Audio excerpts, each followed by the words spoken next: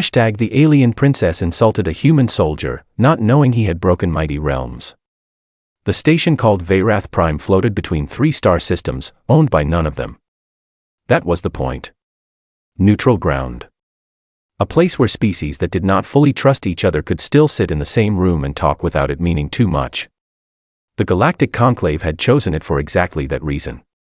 The peace accords had been in discussion for 2 years, and now the time had finally come to put names on paper and make things official. Ships arrived from every direction. Sleek Velhari cruisers with their white hulls and sharp angles. Heavy Drovan carriers that moved slow and steady like old mountains crossing the sky. A handful of Sulvan transports, painted in deep blue with ceremonial markings along the sides. And the human vessel, the ECS Ardent, compact and gray, docking at the outer ring without ceremony. Staff Sergeant Carl Donovan stepped off the Ardent with the rest of the protection detail and did what he always did in a new place. He looked around slowly, noted the exits, counted the people near the doorways, and then relaxed his shoulders just enough to look like he was not doing any of that. He was a big man, not especially tall but wide across the chest and arms. His formal service uniform was pressed clean, dark navy blue with a modest row of colored ribbons above the left pocket. He kept his hands loose at his sides and his face even. Nobody paid him much attention. That was fine with him. Ambassador Linda Cole walked ahead of him, greeting the station coordinator with a warm handshake and a practiced smile. She was good at this, Carl had noticed over the past year of working her detail. She knew how to make every species feel like the most important one in the room, which in diplomatic work was more useful than almost anything else. Carl stayed 2 steps behind her and slightly to her right, watching the corridor while she worked. The main greeting hall of Veyrath Prime was enormous. High ceilings of pale stone-colored alloy, wide enough to fit 3 of the Ardent inside with room left over. Long banners hung from the upper arches, each one displaying the symbol of a conclave member species. The human banner was simple, a white circle on dark blue.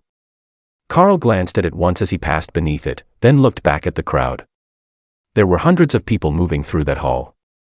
Diplomats, aides, security officers, station staff. Different shapes, different colors, different ways of standing and moving. Carl had worked alongside enough alien species over the years that the variety no longer surprised him. What he paid attention to was body language, and right now most of it said nervous and excited in equal measure. Big events had that effect. The Velhari delegation arrived about 20 minutes after the humans. Carl noticed them before most people did, partly because of the sound, a low rhythmic chime that their attendants carried on small instruments, announcing the arrival of someone important. The Velhari were tall, easily a head above most humans, with pale luminous skin that caught the light in a way that seemed almost deliberate. They wore formal robes in layered silvers and golds, and they moved with the particular kind of slowness that said they were used to people waiting for them. Princess Seravan walked at the center of the delegation. She was young, Carl noted, young for a Velhari anyway, which he guessed put her somewhere in her early hundreds. She had sharp features and very bright eyes that moved quickly across everything around her, measuring it all. There was something in the way she held her chin, just slightly up, that Carl recognized. He had seen it in officers who had never been in real trouble. The kind of confidence that had never been tested. The 2 delegations crossed paths near the center of the hall, where the greeting corridor opened into the main space. Ambassador Cole stepped forward to offer the formal acknowledgement, a short bow with both hands open, which was the agreed-upon neutral gesture for the occasion. The Velhari delegation head, a tall older man with a formal sash across his chest, returned it. There were words exchanged, polite and careful, the kind that meant very little and were meant to mean very little. Seravan was not really listening to any of it. She was looking at the humans. Her eyes moved across the ambassador, the aides, the junior diplomats, and then they landed on Carl. She looked at him for a moment with the particular expression of someone deciding what category to put something in. Her gaze moved over his uniform, his ribbons, his face. Then she tilted her head slightly and spoke. She spoke in the common tongue, which every species in the conclave learned for exactly these kinds of moments. She spoke clearly enough that the people around her could hear it without any trouble. It is interesting, she said, that humans choose to send their common animals in uniform to stand among the great civilizations. I wonder if they understand what they are standing next to. 2 of her attendants made a sound that passed for laughter among the Velhari. A soft, high note repeated twice. A couple of the alien diplomats nearby glanced over. One of the Drovan officers, a broad-shouldered commander with gray ceremonial markings across his jaw, turned his head and looked at Carl. Carl did not move. He did not change his expression. His eyes stayed on the corridor ahead, tracking the crowd the way he had been trained to do, the way he had been doing for the better part of 18 years. His hands stayed loose at his sides. His breathing did not change. Ambassador Cole's smile did not disappear, but it went still. The kind of still that meant she was making very careful decisions about what to do next. She said something pleasant and neutral to the Velhari delegation head and moved the conversation forward, because that was her job and she was very good at it. The moment passed. The delegations continued in different directions. But the Drovan commander did not look away from Carl for another few seconds. His name was Yethari, and he had been in more battles than most people in that hall had heard of. He knew how to read soldiers. He knew the difference between a man who had not heard an insult and a man who had heard it, absorbed it, and chosen to let it be. Yethari had seen that look before, on very specific kinds of people. He said nothing. He filed the moment away and walked on. Carl took his position near the door of the first formal meeting room and stood there while the diplomats arranged themselves inside. One of the junior human aides, a young man named Pete Garland, leaned close as he passed and whispered that the princess had some nerve. Carl gave a small, single nod and did not say anything back. Pete took the hint and moved on. The station was busy and loud and full of the careful, tense energy that came before something important. Carl stood at his post and watched the room. Somewhere in the hall, Princess Saravan was probably laughing again about something. Somewhere across the station, a Drovan commander was thinking about what he had just seen. And in 3 days, the accords would be signed, and everything that happened in between would matter more than anyone in that hall was yet aware of. Carl watched the door. He did his job. The alien princess insulted a human soldier, not knowing he had broken mighty realms. Word moved fast on a station like Veyrath Prime. There were too many people packed into too small a space, all of them watching each other carefully because that was what diplomats and soldiers and aides were trained to do. By the time the first evening reception began, the story of what the Velhari princess had said in the greeting corridor had already reached most of the delegations in some form. Some found it funny. A few of the species with long histories of looking down on younger civilizations had a quiet appreciation for the boldness of it, even if they would not say so out loud. Others were uncomfortable, the way people are uncomfortable when someone at a formal dinner knocks over a glass and the whole table pretends it did not happen. And a small number of people said nothing at all and started thinking. Commander Yethari of the Drovan military fell into the last group. He had breakfast the next morning with his senior aide, a young officer named Fosaik who was smart, careful, and had the useful habit of writing things down before speaking about them. Yethari poured his morning drink and set the cup down and told Fosaik to find the Galactic Combat Registry and look up the name Carl Donovan. Fosaik asked who that was. Yethari told him the name belonged to the human who had been standing at the ambassador's shoulder in the greeting corridor. The one the Velhari princess had called a common animal. Fosaik pulled out his data tablet, accessed the shared registry, typed in the name, and waited. The registry was a combined military database that most conclave species contributed records to. It was designed for practical purposes, identifying personnel, verifying credentials, tracking unit histories. It was not a place where things were written to impress anyone. It was just facts. The results loaded. Fosaik read them. Then he read them again. He looked up at Yethari. Yethari was drinking his morning cup and watching the viewport. Outside, the stars sat still and quiet. Fosaik said that the entry was long. Yethari said he was aware of that. The registry entry for Staff Sergeant Carl Donovan began with basic details: rank, service branch, years active, commendations.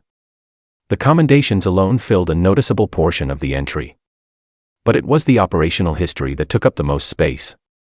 The siege of Keldrath Station had lasted 11 days. A force of 40 human soldiers had been tasked with holding a critical choke point while the evacuation of a civilian population was completed. The attackers were Vorgoth raiders, a species known for overwhelming numbers and relentless pressure. The 40 humans had no reinforcements and no guarantee that any were coming. They held. The final count of civilians evacuated before the corridor was sealed was 94,312. Several of the 40 humans did not come back. Carl's name appeared in the operational summary 3 times, once for holding the left flank during a breach, once for pulling 2 wounded soldiers out of a collapsed section, and once in the closing paragraph where the commanding officer wrote that Sergeant Donovan had shown conduct beyond any reasonable expectation of duty. The Battle of the Ren Corridor was listed next. Fosyke read the section carefully. A joint operation between human forces and a Sullivan engineering team that had gone badly wrong when a transport was hit and went down behind the line. The Sullivan engineer survivors were stranded in open ground with weapons fire coming from multiple directions. Carl had gone out and carried one of them back, a man named Keela, a Sullivan structural engineer who had never been in combat before that week. The return trip was 4 kilometers. He made it. The report noted that he had also gone out a second time for another wounded member of the team. Fosyke set the tablet down for a moment.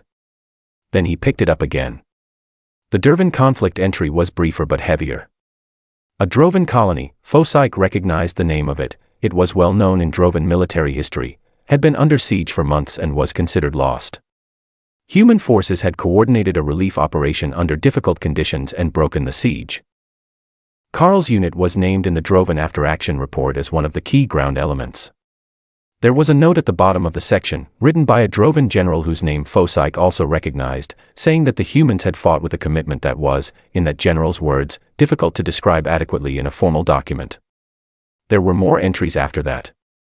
Smaller ones. A border skirmish where his team had held a medical post under fire for 6 hours. A rescue operation during a station fire that had nothing to do with combat but had resulted in 30 people getting out alive. A training exchange with Sullivan soldiers where his evaluation noted he had worked with non-human personnel across 4 prior deployments without a single reported incident or complaint. Fosyke put the tablet flat on the table. He told Yethari that the records mentioned interactions with at least 7 different conclave species across multiple deployments. He said that Carl's name appeared in the after-action reports of 3 different species-owned military archives, not just the human ones. Yethari nodded slowly and finished his drink. Fosyke asked why Yethari had not said any of this to the princess. Surely if she knew, she would not have spoken that way. Or at least she would have made a different choice. Yethari was quiet for a moment. He looked at the viewport again. Then he said that it was not his place to educate another delegation's royalty. And that in his experience, people who carried that kind of pride around with them did not learn from being told things. They learned from the world arranging itself in a way that made the lesson unavoidable. Fosyke thought about that.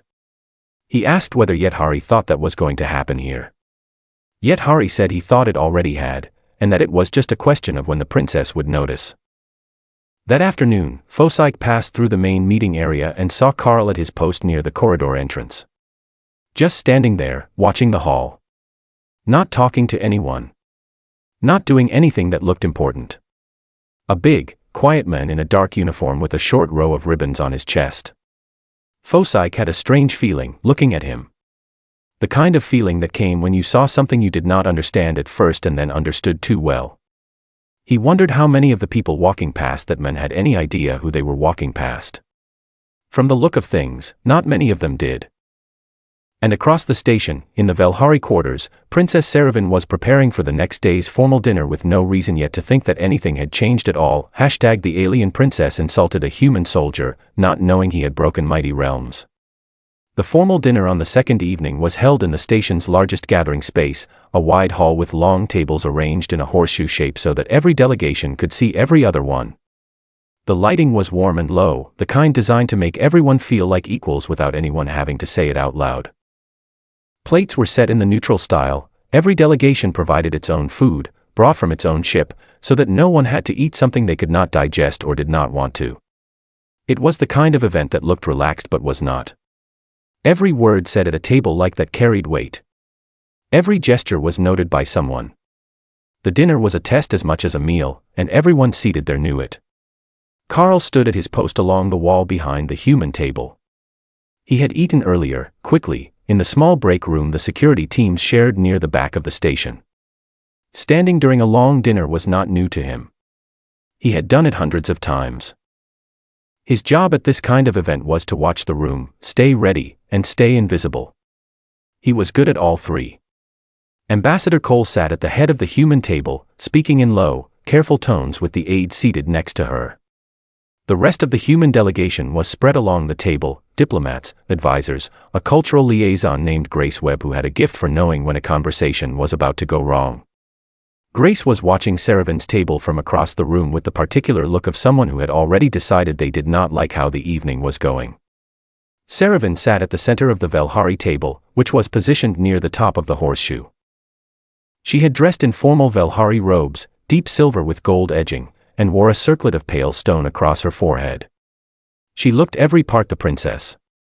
She was speaking freely with her aides and seemed comfortable, which was how she had looked since arriving.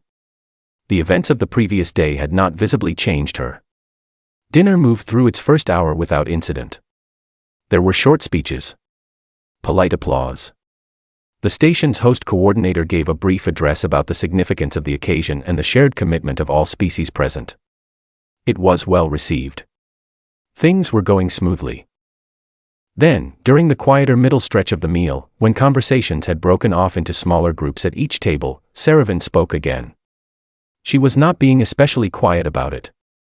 Her voice carried, and the tables were close enough that several nearby delegations could hear clearly.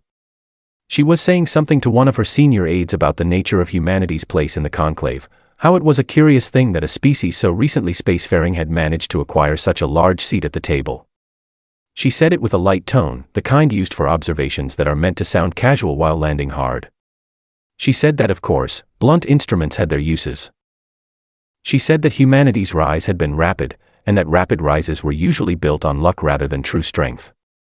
She said that when you compared human history to the centuries of Velhari development, you had to wonder whether they had simply stumbled into relevance at the right moment. There were a few Velhari chuckles at the table. At the nearest alien table, a pair of conclave junior representatives looked down at their plates. Ambassador Cole set her fork down slowly and carefully, the way a person does when they are choosing to do something with their hands rather than with their mouth. She looked at the table in front of her for one measured second. Carl did not move from the wall. His eyes stayed on the room.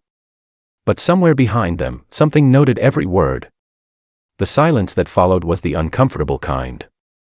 The kind that fills a space when people are deciding whether to let something pass or not. It did not pass. General Oru of the Sulvan Reach was seated 2 tables away. He was old by most standards, deep-lined face, slow movements, ceremonial scars running in 3 parallel lines down each cheek that marked him as a decorated officer of the highest tier. His rank made him one of the most senior military figures in the hall. He had been eating quietly and had not spoken publicly all evening. He rose from his seat. It was not a quick or dramatic movement. He just stood up, which for a man of his age and status was already enough to make most of the nearby tables go quiet. He looked across the room at the Velhari table, and when he spoke, his voice was low but very clear. He said that he had something to add to the discussion. He said that the human standing at the wall, and he turned slightly and looked directly at Carl when he said it, had pulled his son out of a burning corridor on Ren Station 6 years ago. He said that his son, Keela, had been a structural engineer with no combat training, that their transport had been destroyed in open ground with weapons fire coming in from 2 sides, and that the human had walked back into that open ground and carried his son out. He said that the human had then gone back a second time. The hall was very quiet. Oru said that the ribbons on that human's chest represented more broken sieges, more defended lives, and more ground held under impossible conditions than most decorated officers in the Conclave's combined recorded history. He said this not as an opinion but as something that could be verified in any shared military registry by anyone in the room who wished to check. He looked at Saravin for a moment. Not with anger. With the patience of someone who has seen too much to waste energy on anger. He said that he could not tell her how to speak. But he asked her to choose her next words with more care than she had chosen her last ones. Then he sat back down and picked up his fork. The hall stayed quiet for a breath. Then someone at one of the far tables began speaking again, quietly, and the room slowly came back to life around the edges. Saravin's face had changed. The lightness was gone. She was looking at the table in front of her now, not at anyone around her. One of her aides leaned close and said something to her, but she did not respond. Carl stood at the wall. His expression had not changed. His posture had not changed. He was watching the room the same way he had been watching it all evening. But Grace Webb, seated at the human table, looked over her shoulder at him once. And then she looked at Ambassador Cole. And Linda Cole, very quietly, allowed herself a small exhale and picked her fork back up. Across the room, Commander Yethari sat with both hands flat on the table and said nothing. He had known this was coming. He was not surprised. He was something closer to satisfied. The dinner continued. But something in the room was different now, and everyone seated in it could feel exactly what that thing was. The alien princess insulted a human soldier, not knowing he had broken mighty realms. The dinner ended without further incident, but the silence around the Velhari table lasted longer than the meal did. Saravan left before most of the other delegations. Her aides walked close around her, filling the space the way attendants do when they sense that their principal does not want to be approached. She moved through the corridor quickly, head down, the circlet on her forehead catching the light as she turned. She did not stop to speak to anyone. But she did not go to sleep. She sat in the Velhari quarters for a long time, in a wide chair near the viewport, and looked at the stars. The station hummed quietly around her. Her most senior aide, a woman named Lyrith who had served her family for decades, brought tea and set it on the small table beside her and then stepped back and waited. Saravan picked up the tea and set it back down without drinking. She asked Lyrith if she had looked up the human soldier in the registry. Lyrith said that she had, after the dinner. After General Aura spoke. Saravan asked what she had found. Lyrith was quiet for a moment. Then she told her. Not all of it, Lyrith was too careful for that, but enough. The siege of Keldrath. The corridor on Ren. The Drovan colony. The pattern of it. The way the same name appeared, across different species, across different conflicts, always in the part of the report that described what had saved people. Saravan sat with that for a while. Then she got up and told Lyrith she was going for a walk. Lyrith asked if she should send guards. Saravan said no and left before the question could be repeated. She found Carl in the station's observation bay on the outer ring. It was not luck. She had asked one of the station staff where the human security detail spent their off-rotation hours, and this was where she had been directed. The bay was a long, curved room with one entire wall made of reinforced transparent panels looking out into open space. There was no furniture except a few low benches bolted to the floor. The stars were very bright from this angle. Carl was standing near the far end of the transparent wall with his arms loose at his sides, looking out. He was not in his formal uniform now, he wore simpler clothes, dark and plain, which made him look somehow even bigger. He heard her come in, and he turned, and his expression was exactly what it had been every time she had seen him. Calm. Even. Present. He did not speak first. He just waited. Saravan stopped a few feet away. She had prepared something to say on the walkover. She had arranged the words carefully in her head the way she had been taught to do before difficult conversations. But when she opened her mouth, what came out was not the arranged version. She asked him why he had said nothing. Carl looked at her for a moment. Then he said that he had been on duty, and that when he was on duty his personal feelings did not enter into the work. He said that his job was to watch the room and keep the ambassador safe, and that was what he had been doing. Saravan said she did not mean just that moment. She meant both times. In the corridor and at the dinner. Both times she had spoken about him as if he were not a person worth addressing, and both times he had simply stood there. Carl said that he had heard her both times. She asked how that was possible, to hear something like that and not react. He was quiet for a moment. He looked back out at the stars. Then he said that reacting was a choice like any other choice, and that in his experience, the moments that wanted a reaction the most were usually the moments where choosing not to give one was more useful. He said he had learned that early and it had saved him a lot of trouble over the years. Saravan was quiet. She looked at the stars too for a moment, because it was easier than looking at him. She asked him about Keldrath. He told her. Not in the way she expected, no weight to the words, no performance of what the story was supposed to feel like. He said it simply. 40 people. A choke point. 11 days. He said there had been a plan and then the plan had stopped working and then they had found another way, and then that way had stopped working and they had found another one. He said that was mostly what combat was, a series of things that stopped working and required a different answer. She asked if he had been afraid. He said yes, almost all of the time. She asked how a person fought like that while being afraid. He said that being afraid and being useless were not the same thing, and that understanding the difference between them was probably the most important thing he had ever learned. She asked about Ren. About the Sullivan engineer. He said the man's name was Keela and that he had been young and badly hurt and that going out for him had not felt like a decision so much as the only thing that made sense. He said there had been a Sullivan medic on the ground near Keldrath named Aya who had died on the third day of the siege. She had never met the human soldier she was treating when she died. She had treated him anyway. He said that was what the conclave was, really, not the banners and the speeches, but people like Aya, who did the thing that needed doing for someone they did not know, because it was the right thing. Saravan looked at her own hands. She asked him if he hated her for what she had said. Carl shook his head. He said that hate was expensive, and that soldiers learned early not to spend what they could not afford to waste. She asked what he spent instead. He thought about it for a moment. Then he said attention. He said he paid attention, which was cheaper than hate and more useful. They stood in the observation bay for a while without speaking. The stars did not move. The station hummed its quiet hum. Saravan finally said that she had been wrong. She said it plainly, with no decoration around it. Carl nodded once. She said she did not know if that was enough. He said it was a start, and that starts were what most things were built on. She left a little while after that. She walked back through the station corridors slowly, not quickly the way she had left the dinner. Lyrith was waiting when she returned to the quarters and looked at her face and did not ask any questions, which was one of the many things Saravan had always valued about her.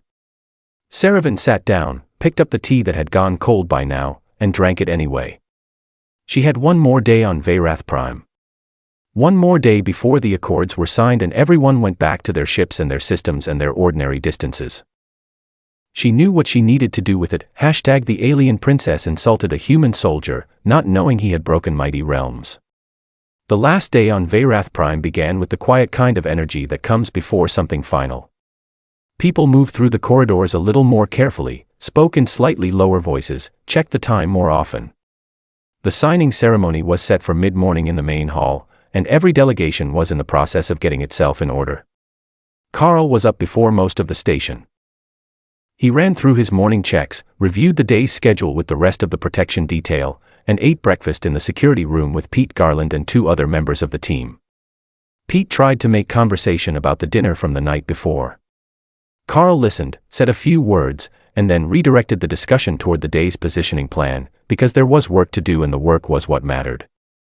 Ambassador Cole was calm at her morning briefing. She had the focused energy of someone who had been building toward a moment for a long time and could finally see it clearly ahead. She went over the ceremony details with her team, confirmed the order of signatures, and reminded everyone that their job during the signing was to look steady and professional and to make the whole thing feel as natural as possible. She looked at Carl at the end of the briefing, and there was something in her expression that was not quite a question and not quite a statement, just an acknowledgement of something that did not need to be said out loud. He nodded once and she moved on. The main hall had been rearranged overnight. The long dinner tables were gone, replaced by a wide ceremonial floor with a central table and chairs for the signing delegates. The banners of each species hung higher than before, and the lighting had been adjusted to something brighter and cleaner. Station staff in formal uniforms stood at intervals along the walls. It looked like what it was, a moment that was supposed to be remembered. The delegations arrived in the hour before the ceremony and arranged themselves along the edges of the hall while final preparations were made. Carl took his position 2 steps behind and to the right of Ambassador Cole, exactly where he always stood, and watched the room fill up. He noticed Saravan when she came in. She was dressed in formal Velhari robes again, deep silver, gold edging, the circlet, and she walked with her delegation in the composed way she always did. But there was something slightly different about her. The chin was not quite as high. The eyes were not moving around the room in the measuring way they had been since she arrived. She looked like someone who had slept poorly and thought a great deal. She did not look at Carl when she entered. But about 10 minutes later, while the hall was still filling up and the ceremony had not yet begun, she turned her head and found him across the room.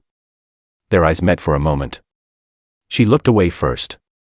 Carl looked back at the main entrance. The ceremony started on time.